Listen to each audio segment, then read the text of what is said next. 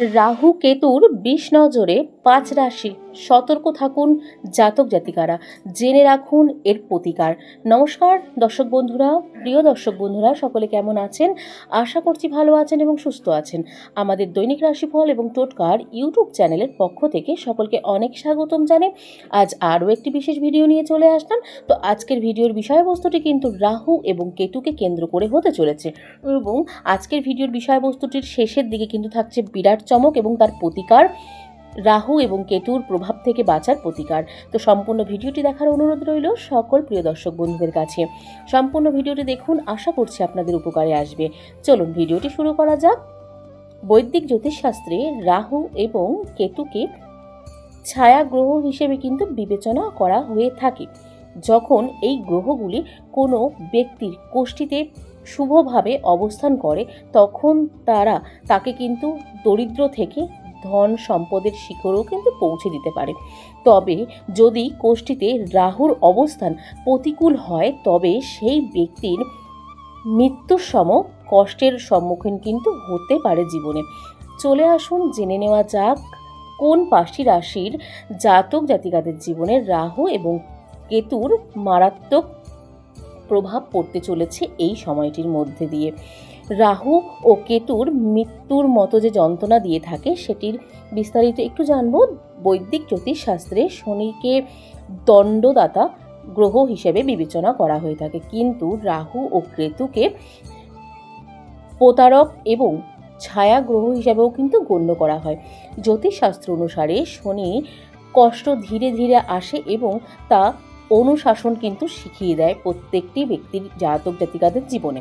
কিন্তু রাহু ও কেতু আক্রমণ, আকস্মিক এবং অপ্রত্যাশিত, বিভ্রান্তিকর, কখনো কখনো বিশেষ পরিস্থিতিতে এই ছায়া গ্রহগুলি সংশয় তৈরি করে দিতে পারে। শনির চেয়েও বেশি মারাত্মক এবং প্রাণঘাতী প্রমাণিতও কিন্তু হয়ে থাকে কিছু কিছু ক্ষেত্রে। চলুন জেনে নেওয়া যাক কোন ৫টি রাশির জাতক জাতিকারা রাহু এবং কেতুর ২০ নজর থেকে থাকে এই ব্যক্তিদের ওপর। প্রথমত যেই রাশিটি রয়েছে সেটি হচ্ছে মেষ রাশি। মেষ রাশির জাতক জাতিকাদের রাশির অধিপতি গ্রহ হলো মঙ্গল গ্রহ। জ্যোতিষশাস্ত্রে বলে রাহু শনির মতো, কেতু মঙ্গলের মতো আচরণ কিন্তু করে থাকে। কেতু মঙ্গলের মতোই কিন্তু আচরণ করে থাকে। যখন রাহু মেষ রাশিতে থাকে, তখন এটি জাতক জাতিকাদের বুদ্ধিকে বিভ্রান্তিতে দিতে পারে এবং ফেলে দেয়। মঙ্গলের অগ্নি এবং রাহুর ছোঁয়া একাধিক হয়ে কিন্তু জাতক জাতিকাদের হঠকারী সিদ্ধান্ত নিতে বাধ্য করে থাকে, যার ফলে বড় ধরনের আর্থিক ক্ষতি এবং দুর্ঘটনা ঘটতে পারে।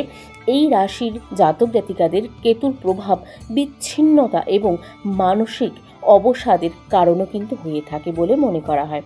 এরপরে যে রাশিটি রয়েছে সেটি হচ্ছে কর্কট রাশি। কর্কট রাশির জাতক জাতিকাদের ক্ষেত্রে একটি জল তত্ত্বের রাশি আমরা বলে জেনে থাকি, এবং এই কর্কট রাশির জাতক জাতিকাদের অধিপতি গ্রহ হলেন চন্দ্রগ্রহ। জ্যোতিষশাস্ত্রে চন্দ্রকে মনে নিয়ন্ত্রণ এবং নিয়ন্ত্রক হিসেবে কিন্তু বিবেচনা করা হয়ে থাকে। রাহু ও কেতু উভয়ই চন্দ্রের ঘোর শত্রু হয়ে থাকে। কর্কট রাশির জাতক জাতিকাদের জন্য রাহু এবং কেতুর এই গ্রহণ দোষের মতো পরিস্থিতি তৈরি কিন্তু করতে পারে। শনি যেখানে শারীরিক কষ্টের কারণ হয়ে থাকে, সেখানে রাহু ও কেতু সরাসরি মনকে আক্রমণ করে থাকে। এর ফলে ভয়, অনিদ্রা এবং পারিবারিক সুখ উল্লাসযোগ্যভাবে কিন্তু হ্রাস পায় বলেও মনে করা হয় জ্যোতিষশাস্ত্র অনুসারে। এরপরে যে ৩ নম্বর রাশিটি রয়েছে সেটি হচ্ছে সিংহ রাশি। সিংহ রাশির ক্ষেত্রে সূর্য সিংহ রাশির অধিপতি গ্রহ। সূর্য আত্মা এবং স্বাস্থ্যের কারক বলে আমরা জেনে থাকি। সূর্যের সঙ্গে রাহুর সংযোগে ব্যক্তির সম্মান, পিতৃসুখ নষ্ট করে দেয়। সিংহ রাশির জন্য রাহু ও কেতুর অশুভ গোচরের ফলে রাজভঙ্গ কিন্তু যোগ সৃষ্টি হয়। শনির কঠোর পরিশ্রমের অনুপ্রাণিত কিন্তু করে দেয়, কিন্তু রাহু সবচেয়ে কঠিন কাজও কিন্তু রাতারাতি নষ্ট করে দিতে পারে বলে মনে করা হয়। এই রাশিতে কেতু হাড় এবং হৃৎপিণ্ডের গুরুতর সমস্যার সৃষ্টি কিন্তু করতে পারে, যা শনির কারণে সৃষ্টি সমস্যাগুলোর চেয়েও মারাত্মক হয়ে থাকে। এরপরে যে 4 নম্বর রাশিটি রয়েছে সেটি হচ্ছে বৃশ্চিক রাশি। বৃশ্চিক রাশির জাতক জাতিকাদের ক্ষেত্রে বৃশ্চিক রাশির কেতুকে অত্যন্ত শক্তিশালী কিন্তু বলে মনে করা হয়। বৃশ্চিক রাশিতে কেতুকে অত্যন্ত শক্তিশালী বলে কিন্তু মনে করা হয়, কিন্তু এখানে এটি তার নেতিবাচক দিকটিতে তুলে ধরে বলেই মনে করা হয়। বৃশ্চিক রাশির জাতক জাতিকাদের জন্য রাহু ও কেতুর প্রভাব একমাত্র রহস্যময় অসুস্থতা ও আকস্মিক কোনো বড় বিপর্যয়ের মতো হয়ে থাকে। শনির 7.5 সময় একজন ব্যক্তি সেরে ওঠার সুযোগ পান, কিন্তু এখানে রাহু হঠাৎ করে তাদের শত্রু, বাধা এবং আইনি জটিলতায় জড়িয়ে ফেলতে কিন্তু সক্ষম হন এবং আইনি কোনো জটিলতায় কিন্তু জড়িয়ে ফেলতে পারেন, যা থেকে বেরিয়ে আসা কঠিন হয়ে থাকে বা কঠিন হয়ে পড়ে। এরপরে যে রাশিটি রয়েছে সেটি 5 নম্বর রাশি, মীন রাশি এবং আজকের শেষ রাশি।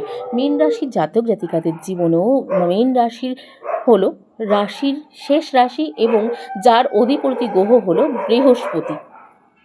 তো যেটা বলছিলাম, মীন রাশির জাতক জাতিকাদের রাশির অধিপতি গ্রহ হলো বৃহস্পতি। এখানে রাহুর জাতক জাতিকাদের ধার্মিকতা ও ভক্তি থেকে দূরে সরিয়ে রাখতে সক্ষম হন এবং অধার্মিক এবং অধর্মীয় কোনো বিষয়ে কিন্তু চালিত করে দেয়। যখনই রাহু মীন রাশিতে গোচর করে এটি মতিভ্রম ঘটায়, এটি জাতকদের আসক্তি ও অসৎ সঙ্গের দিকে কিন্তু ঠেলে দেয় এবং তার সুনাম নষ্ট করে থাকে। মারক ঘরে কিন্তু মারক ঘরে অবস্থান করলে এটি দীর্ঘ ও যন্ত্রণাদায়ক অসুস্থতার ইঙ্গিতও কিন্তু দিয়ে থাকে। তো চলুন রাহুকে শান্ত করার কিছু প্রতিকার আপনাদের সামনে তুলে ধরব। 1 নম্বর, নিয়মিত দেবী দুর্গার পূজা আরাধনা করুন।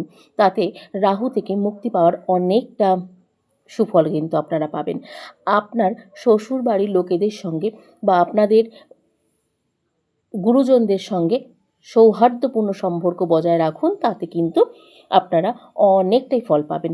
সর্বদা খাওয়ার জন্য একটি নির্দিষ্ট জায়গা রাখুন, অর্থাৎ রান্নাঘরে যদি আপনারা সর্বদা খেতে পারেন, খাবার খান, সেই ক্ষেত্রে কিন্তু রাহু অনেকটাই শান্ত প্রকৃতির হয়ে যায় এবং রাহুকে কিন্তু শান্ত করা যায়। খাটির উপর একটি হাতি খোদাই করে আপনার বাড়ির একটি পবিত্র স্থানে, ঈশানকোণ হতে পারে বা যে কোনো পবিত্র স্থানে আপনারা রেখে দিতে পারেন, তাতেও কিন্তু রাহু অনেকটা নিয়ন্ত্রণে থাকে। একটানা 100 দিন কোনো মন্দিরে ঝাড়ু দিন, তাতেও কিন্তু অবশ্যই রাহু শান্ত থাকবে। এই প্রতিকারটি রাহুর দোষকেও কিন্তু শান্ত করে দেয় বলেও মনে করা হয় জ্যোতিষশাস্ত্র অনুসারে। এইবার আসি কেতুর কিছু প্রতিকার, কেতুকে শান্ত করার কিছু প্রতিকার। প্রতিদিন ভগবান গণেশের পুজো করুন, তাতে কিন্তু কেতুকে অনেকটাই নিয়ন্ত্রণে রাখা সম্ভব। আপনার সন্তানদের সঙ্গে সুসম্পর্ক বজায় রাখুন এবং তাদের অনুভূতি বুঝুন, তাতে কিন্তু আপনারা অবশ্যই রাহু এবং কেতুকে দুজনকেই শান্ত করতে পারবেন। মন্দিরে সাদা ও কালো কম্বল দান করুন, তাতে কিন্তু কেতুকে শান্ত রাখা সম্ভব। রাস্তার কুকুরদের রুটি খাওয়ান, তাতেও কিন্তু কেতুকে শান্ত রাখতে পারবেন। এই সহজ প্রতিকারটি কেতুকে শান্ত করতে অনেক সাহায্য করে থাকে। তো বন্ধুরা, ভিডিওটি আজকের মতন এখানে শেষ করব। ভিডিওটি কেমন লাগলো অবশ্যই কমেন্টে জানাবেন, আর ভিডিওটি যদি ভালো লাগে অবশ্যই কমেন্টে জয় শ্রীকৃষ্ণ লিখতে ভুলবেন না। আর এমন ধরনের ভিডিও পেতে চাইলে এবং আমাদের জ্যোতিষী আপডেট টাইপের কোনো ভিডিও পেতে চাইলে অবশ্যই আমাদের চ্যানেলটিকে সাবস্ক্রাইব করে পাশে থাকা বেল নোটিফিকেশনটি অন করে রাখুন। এবং আজকের ভিডিওটি ভালো লাগলে অবশ্যই আমাদের চ্যানেলটিকে সাবস্ক্রাইব করুন, লাইক করুন এবং শেয়ার করুন। চলুন আজকের মতো ভিডিওটি শেষ করছি। রাধে রাধে।